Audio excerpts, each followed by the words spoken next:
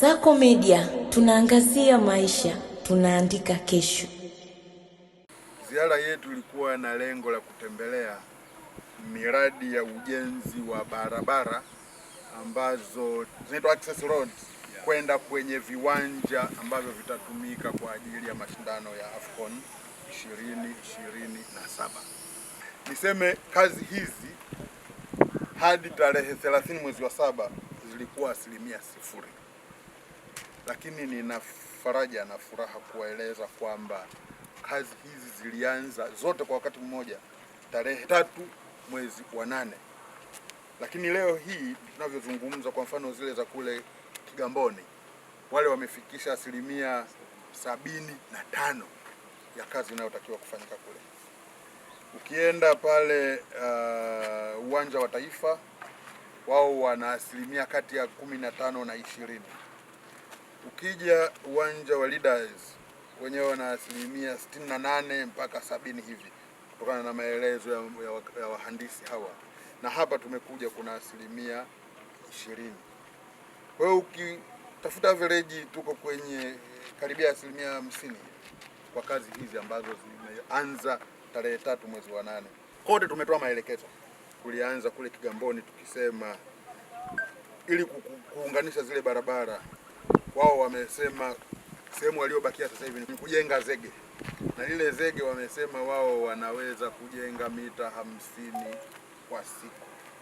Lakini tumewaambia kwa nini wajenge mita 50 kwa siku wakati wanaweza kujenga mita 100? Wanaweza kujengaje mita 100? Ni kwamba wakianza 50 kule, 50 nyingine waanze mwisho. Ninashukuru sana kwa ushauri ambao wameutoa mhandisi Mativila ambaye ni naibu katibu mkuu miundombinu, na wameupokea.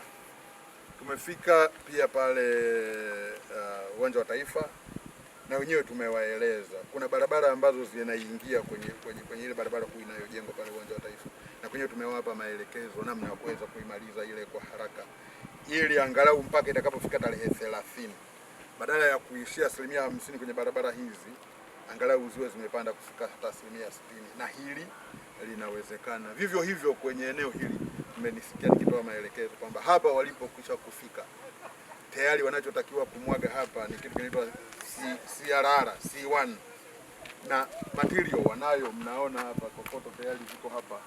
Wao ni kuchanganya na simenti, wananiambia wanayo hapa na kila kitu. Watengeneze hapa, wamwage hapa, na tukiacha hapa chini ambapo tayari kuna maji kidogo ambako wanasubiri patulie, na ule upande wa chini wanaweza kufanya hivyo. Hii itasaidia pia kuongeza asilimia kwenye utekelezaji wa kazi hii, na nimeshauri pande zote kwamba badala ya kufanya kazi kwa masaa 12 wafanye masaa 24, na hii inawezekana. Tumeona kule Kigamboni wanafanya kazi kwa masaa 24, na ndio maana unaona hata asilimia yao imepanda kufika 75%.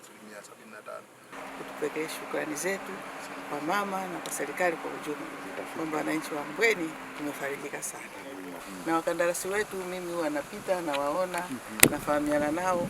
Kwa hiyo na wenyewe tukija kuwauliza maswali wanatupokea vizuri, kwa kweli tunashirikiana nao, tunawaona wanafanya kazi yani usiku na mchana kwa bidii kabisa. Safi kabisa. Mpango mkakati huko Mheshimiwa Waziri, na ambao tuliweka square kilomita kama kilomita 30 za lami, alafu na za ile nyingine changarawe kilomita 60.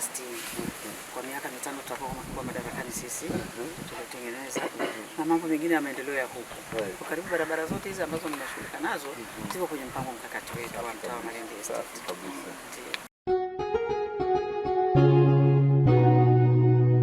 Kasako Media, tunaangazia maisha, tunaandika kesho.